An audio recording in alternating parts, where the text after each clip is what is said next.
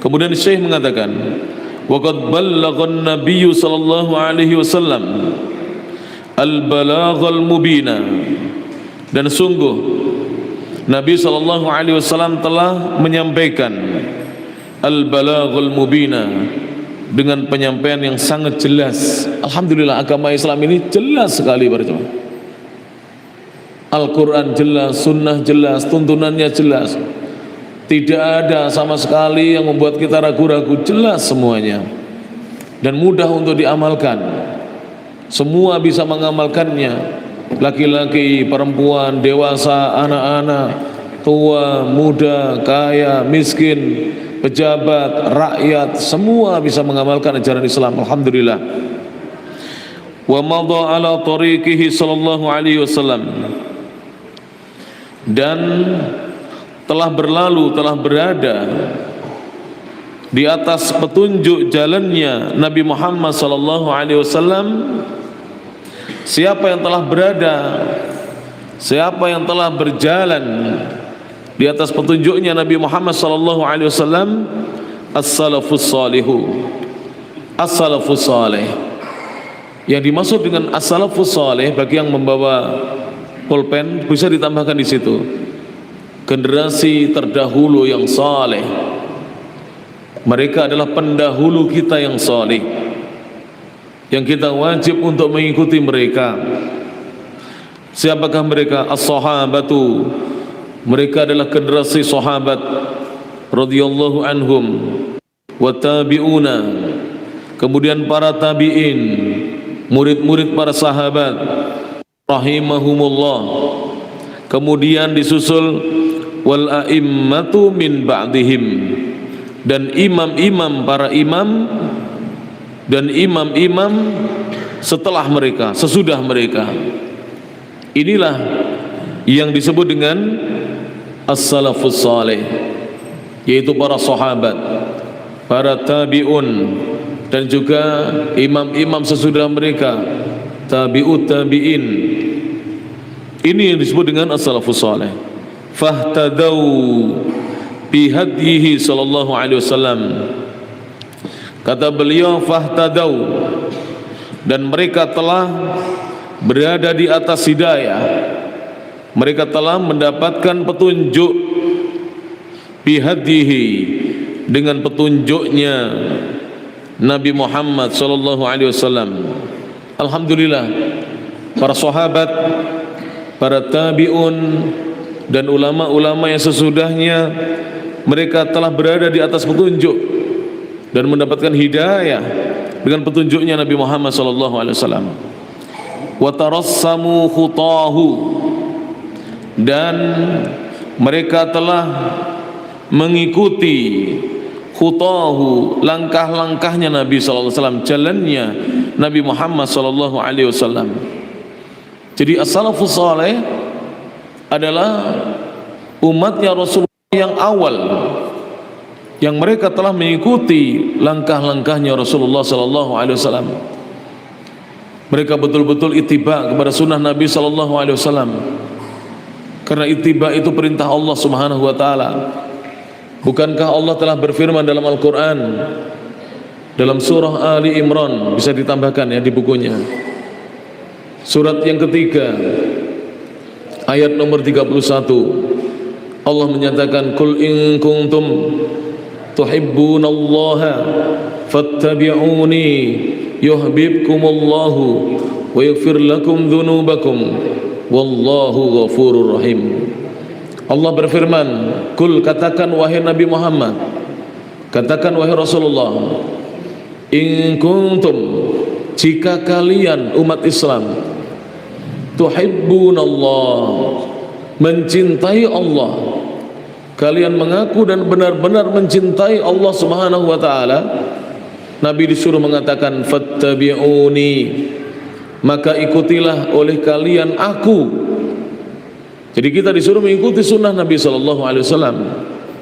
Kalau kalian mau mengikuti aku, mau ittiba kepadaku, tidak mengikuti bid'ah-bid'ah, tidak mengikuti jalannya orang-orang yang menyimpang dari jalannya Rasulullah sallallahu alaihi wasallam, yuhibbukumullah, niscaya Allah akan mencintai kalian. Wa yaghfir lakum dzunubakum, dan Allah akan mengampuni dosa-dosa kalian. Wallahu ghafurur rahim, dan Allah zat yang maha pengampun lagi maha penyayang. Surah Ali Imran surat nomor 3 ayat 31. Ayat tadi kata para ulama adalah ayat yang dikatakan oleh para ulama bahwasanya alamatu mahabbatillah, tanda bahwa seorang itu betul-betul mencintai Allah, benar-benar mencintai Allah adalah ittiba'ur rasul. Jika dia ittiba' kepada Rasulullah sallallahu alaihi wasallam. Maka saya sampaikan para jamaah, kalau kita belum bisa ittiba' secara totalitas, ya setidaknya jangan sunnah Nabi semua kita tinggalkan. Misal bagi para bapak belum bisa 5 waktu sholat di masjid, mungkin karena pekerjaan, mungkin karena lelah, mungkin karena jauh dari masjid, jangan 5 waktu kita tinggalkan semuanya, tidak pernah kita ke masjid. Usahakan ada 1 waktu, mungkin maghrib saja apabila sudah pulang dari kantor, atau isya juga dengan maghrib dan isya. Jangan sampai kita tidak mengerjakan sunnah-sunnah Nabi Sallallahu Alaihi Wasallam. Di sini alhamdulillah dari hari pertama sampai hari ke-20 insya Allah kita khataman kitab 2 kitab insya Allah taala. Tentu disediakan di sini buka puasa bersama. Kalau kita tidak mampu sekian puluh kota, 100 kota, 50 kota, maka bawalah mungkin ya para jamaah makanan yang sederhana. Bawa gorengan 15.000 nilainya, bawa 5 kota, sesuai dengan kemampuan kita. Sesuai dengan kemampuan kita. Lebih-lebih Rasulullah sallallahu alaihi wasallam dalam hadis yang dihasankan oleh sebagian ulama, afdhalus shadaqati shadaqatun fi Ramadan. Sedekah yang paling utama adalah sedekah yang dikeluarkan di bulan Ramadan.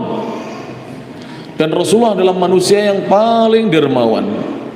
Lebih-lebih ketika bulan Ramadan, beliau lebih dermawan lagi, sampai-sampai sedekahnya lebih cepat beliau keluarkan dibandingkan angin yang berhembus dengan kencangnya. Itulah Rasulullah sallallahu alaihi wasallam. Maka sunnah Nabi, kalau kita belum bisa maksimal totalitas mengerjakan, setidaknya sebagian dari sunnah jangan ditinggalkan.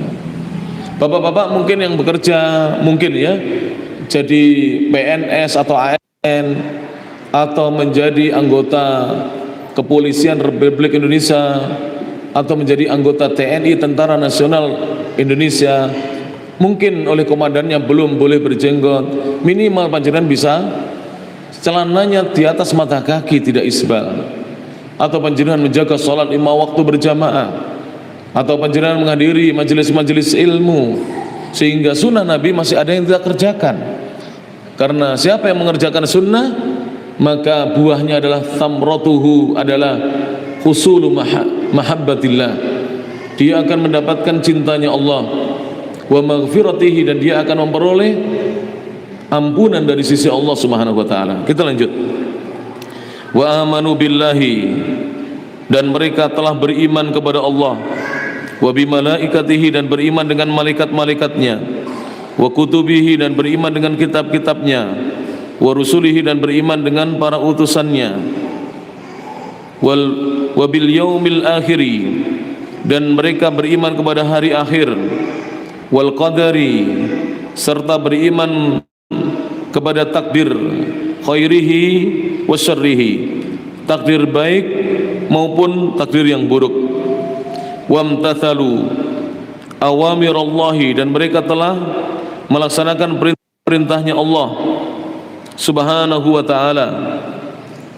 Wastanabu, dan mereka menjauhi nahiyahu, larangan-larangannya Allah. Wastanaru, dan mereka telah mencari cahaya binurillahi, dengan cahaya dari Allah Subhanahu wa ta'ala.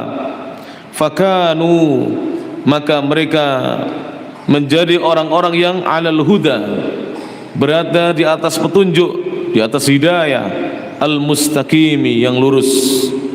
Sehingga para salafus saleh Kenapa mereka wajib kita ikuti dan kita teladani? Karena mereka telah berada di atas jalan yang lurus, petunjuk yang lurus. Wahum, dan mereka adalah ahlus sunnati wal jamaati, ahlus sunnah wal jamaah. Ahlus sunnah itu para jamaah, ya, adalah betul-betul orang yang mengamalkan sunnah. Pertama, ahlus sunnah itu di antara cirinya yang menonjol, mereka senantiasa mencari ilmu, dan mereka tidak akan meninggalkan majelis ilmu kecuali sakit atau meninggal dunia. Itu ahlus sunnah. Yang kedua, mereka adalah orang-orang yang berupaya semaksimal mungkin untuk menjalankan Al-Quran dan Sunnah. Dan yang ketiga, ahlus sunnah itu tampak dari apa? Sikapnya kepada pemerintahnya. Ahlus sunnah itu selalu mentaati pemerintahnya, tidak pernah mencaci maki pemerintahnya. Selama pemerintahnya mengajak kepada kebaikan, dia selalu mengatakan sami'na wa ata'na. Dan yang keempat, ahlus sunnah itu ciri yang paling menonjol, berakhlak yang mulia. Maka kita apabila mengaku mengikuti ahlus sunnah, akhlak kita harus diperbaiki para jemaah. Tidak boleh kita tidak berakhlak yang mulia.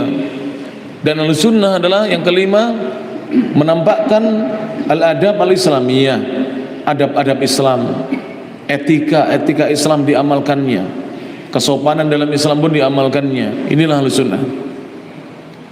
Ahlul haqqi, mereka adalah orang-orang yang berpegang dengan kebenaran.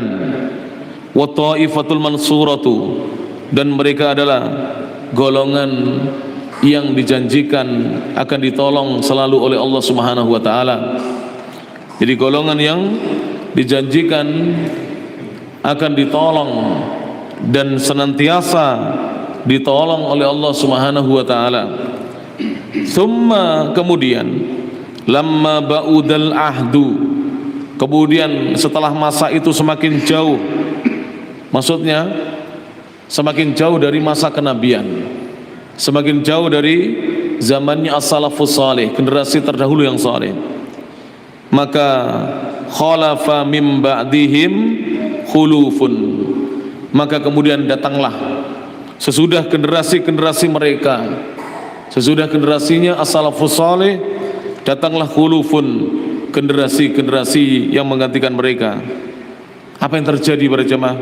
Sesudah datang generasi yang baru, ghayyaru, maka mereka telah mengubah, wabaddalu, mereka mengubah agama Islam, mengganti agama Islam dengan ajaran-ajaran tidak ada dari sunnah Nabi SAW. Kita saksikan sekarang para jemaah. Ya Allah, masjid itu kalah dengan tempat-tempat wisata, dengan alun-alun, dengan tempat-tempat keramaian.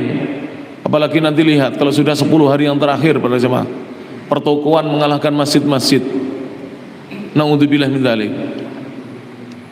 Thayyib. Wa tafarraqu fi dinihim, kemudian mereka berpecah belah dalam agama mereka. Syi'an, menjadi bersekte-sekte, wa ahzaban, dan bergolong-golongan. Umat Islam jangan demikian para jemaah. Mari,